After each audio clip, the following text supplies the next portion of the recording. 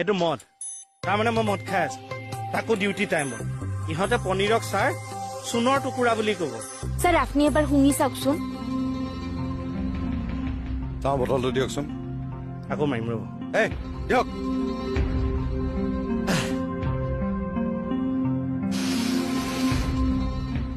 মানে যাদৱ যে কোন যাদৱ ধেমাজি যে সি গড়চুকত থাকে ওখকে লয় আৰু মৰম লাগে মই চিনি নাপাওঁ ৰ'ব মই চিনাকি কৰাই দিম ৰ'ব